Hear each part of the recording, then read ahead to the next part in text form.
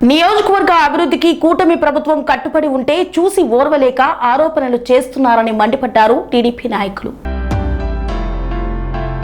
నియోజకవర్గ అభివృద్ధి కోసం తాము దృఢ సంకల్పంతో పనిచేస్తుంటే ఓర్వలేక కొందరు అర్థరహితమైన ఆరోపణలు చేస్తున్నారని ధ్వజమెత్తారు టీడీపీ నాయకులు. గత 5 ఏళ్ల కాలంలో ఏమీ చేయలేని వారే ఇప్పుడు బురద జల్లే రాజకీయాలకు తెరలేపారని ఆగ్రహం వ్యక్తం చేశారు. 5 ఏళ్ల పాటు అధికారంలో ఉండి నియోజకవర్గాన్ని ఏమాత్రం పట్టించుకోని వారు ఇప్పుడు మధ్యల దరువులా తయారయ్యారని ఎద్దేవా చేశారు. నీకు 5 సంవత్సరాలు టైం ఇస్తే నువ్వు ఏడవలేకపోయావు. ఏడవలేక మధ్యల దరువులాగా ఇప్పుడు వచ్చి సందర్భమేమో పెట్రోల్ డీజిల్ గురించి మాట్లాడాలి, నువ్వేమో రంగా విషయం గురించి ఇంకో విషయం గురించి మాట్లాడుతున్నావు. అసలు నీకు రాజకీయ పరిజ్ఞానం ఉందా అంటూ ప్రశ్నించారు. నియోజకవర్గ అభివృద్ధి కోసం తాము దృఢ సంకల్పంతో పనిచేస్తుంటే ఓర్వలేక కొందరు అర్థరహితమైన ఆరోపణలు చేస్తున్నారని ధ్వజమెత్తారు. ముందుకు వెళ్ళగలం అని చాలా చక్కగా చెప్పాడు. దాంట్లో భాగంగానే నేను ఇక్కడి నుంచి డైరెక్ట్గా ఒక సవాల్ ఇస్తున్నాను. 175 నియోజకవర్గాల్లో జనసేన తెలుగుదేశం పొత్తుల్లో భాగంగా అన్ని నియోజకవర్గాల్లో 90% బాగుండి ఉంటాయి. ఒక 10% చిన్నవి ఉంటాయి. ఈ 90%లో టాప్ 10% బాగా ఉన్న నియోజకవర్గాలు చెప్పండి అంటే ఒక 3-4 పేర్లు చెప్తే జనసేన తెలుగుదేశం పొత్తు బాగా ఉన్నది చెప్పండి అంటే ఖచ్చితంగా పామరు జనసేన తెలుగుదేశం పొత్తు బాగుందని అందరూ చెప్తారు. ఈ రకంగా ఏదో చిచ్చు రేపాలని, కులాల్లో ఏదో విద్వేషాలు రెచ్చగొట్టాలని, లేదా ఇంకేదో చేయాలని నువ్వు ప్రయత్నం చేస్తే నీ పప్పులే ఉడకో. మరొకసారి ఏదో అనకూడదు కొన్ని విషయాలు, ఏదో ఆర్టిఫిషియల్గా హెయిర్ తెచ్చుకున్నట్టు కాదు ప్రజా ప్రేమ అంటే. ఇంకోటి కాదు. ప్రజల యొక్క అభిమానం చొరగానాలంటే వాళ్ళకి దగ్గరగా వెళ్ళాలా. నువ్వు డబ్బుకి దగ్గరయ్యావు తప్ప రాజకీయంగా ప్రజలకి దగ్గర వెళ్ళలేకపోయావు. కానీ నిన్ను మార్చే బాధ్యత కూడా నాదే అని ఆ రోజు కూడా చెప్పా. ప్రతిపక్ష నేతను కూడా మార్చే బాధ్యత నాదే అని కూడా చెప్పా.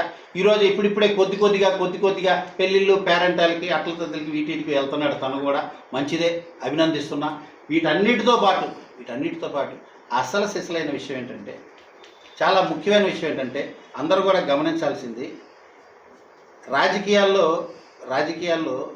పర్మనెంట్ శత్రువులు, పర్మనెంట్ మిత్రులు ఉండరు. నేను ఈ మాట అనకూడదు. ఇంత కుట్ర రాజకీయాలు చేసినోడు తెలుగుదేశం తలుపులు కూడా కొట్టాలని చూస్తున్నాడని వార్త.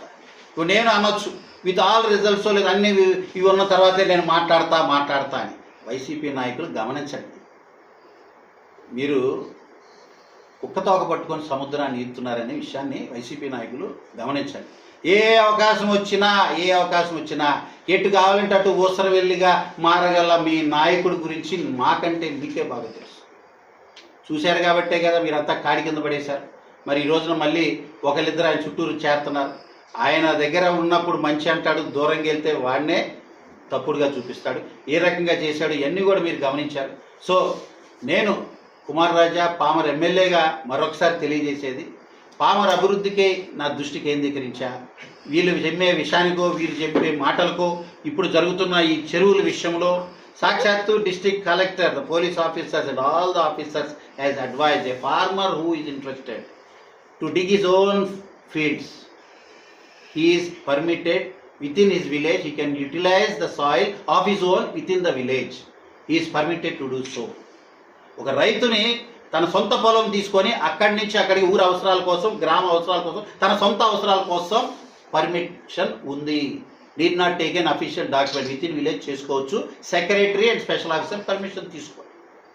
రెండోది, ఇది కాకుండా చెరువును తవ్వుతూ ఆ చెరువు మట్టిని బయటికి తీసుకెళ్తాం, అమ్మేసుకుంటామంటే తప్పు.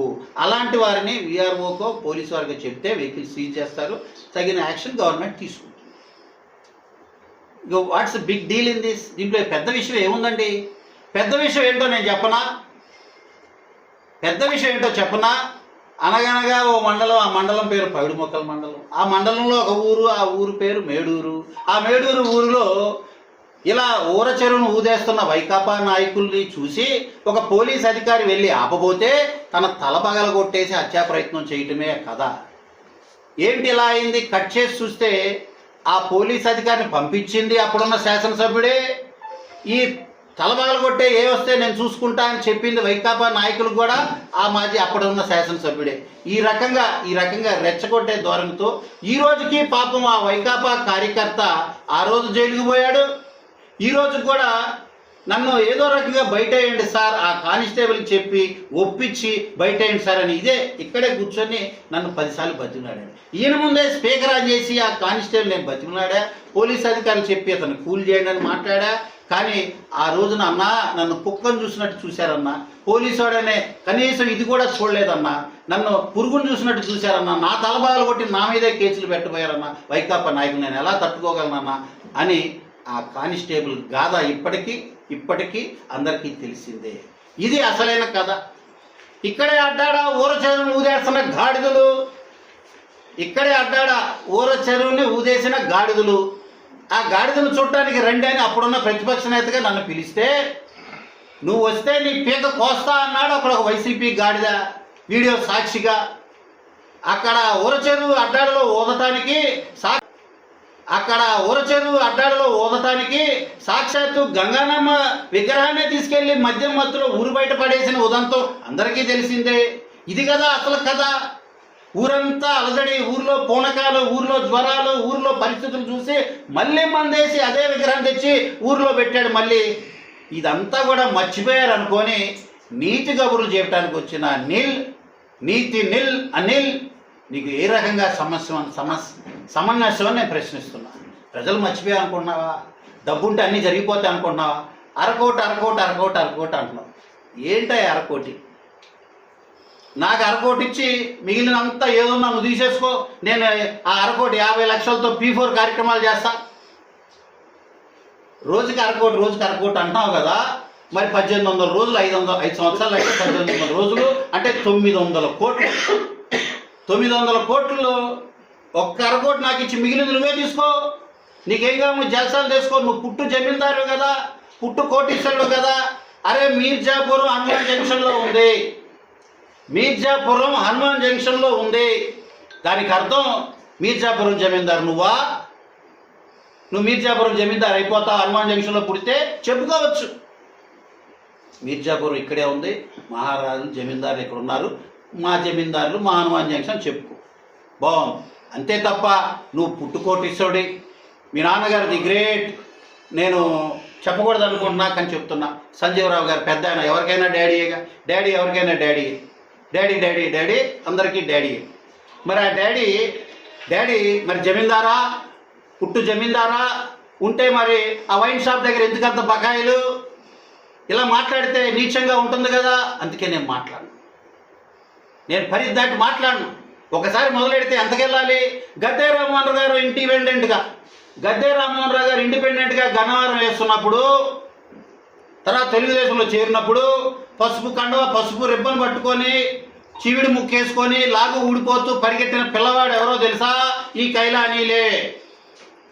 మద్దతు ఇచ్చిన అప్పుడు జడ్పీటీసీ, అప్పుడు కాబోతున్న జడ్పీటీసీ తెలియదు, కైలానీల్ కుమార్ మాతృమూర్తి. ఏం మాట్లాడాలి? ఈ రాజకీయ ఆరంగేటం ఎక్కడి నుంచి మొదలైంది? ఆ తర్వాత ఎటు నుంచి ఏ కార్యక్రమం చేస్తే నీకు ఈ సీట్ వచ్చిందో వీటి గురించి లోతుగా రాజకీయాలు నేను మాట్లాడను. నాకు అవసరం లేదు. రాజకీయాల సమయం వచ్చినప్పుడు నాకు మాట్లాడే అవకాశం కూడా ప్రజలు ఎవరు ఎప్పటికీ ప్రజల మనసులో చిరస్థాయిగా ఒక స్థానం సంపాదించుకున్నాడు కుమార్ రాజా. నువ్వు ఏదో మాట్లాడితే ఏదో చెప్తే నమ్మే స్థాయిలో పరిస్థితుల్లో ఎవరూ లేరు. నాకు ఇంకా రెట్టింపు ఉత్సాహం వచ్చింది. మీరు ఈ రకంగా నన్ను అడ్డుకోవాలని చూస్తున్నారంటే నేను బాగా పనిచేస్తున్నట్టు అర్థం. మీరు రకంగా అడుగడుగునా నాపై బురద జల్లాలని చూస్తున్నారంటే మచ్చలేని ప్రజాసేవకుడిగా నేను ముందుకు సాగుతుందో నా ప్రస్థానం అని ఒక అర్థం. మీరే నాకు సర్టిఫికేట్ ఇస్తున్నారు. ప్రతిపక్షం వారి దగ్గర నుంచి సర్టిఫికేట్ తీసుకోవడం అంటే మామూలు విషయం కాదు.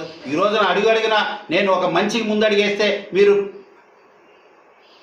10 మంది వచ్చి దాన్ని అడ్డుపడే ప్రయత్నం చేస్తున్నారంటే మీరు నన్ను చూసి భయపడుతున్నారని అర్థం. నా పామర్ అభివృద్ధికి నేను కష్టపడుతున్న విధానం చూసి విపక్షాలు పోస్తున్నాయని అర్థం. దాంట్లో భాగంగానే ఈ రకంగా బురద జల్లే రాజకీయాలు చేస్తున్నారు.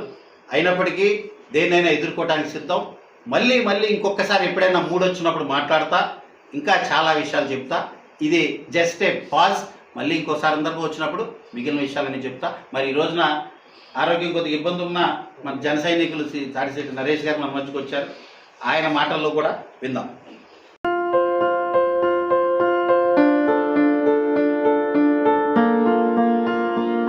సంస్కృతి, సంప్రదాయం, ప్రేమ, ఆప్యాయత, రాజసం ఉట్టిపడే వేడుకలకు అనువైన ప్రదేశం ఎంఎల్ఎన్ కన్వెన్షన్ హాల్.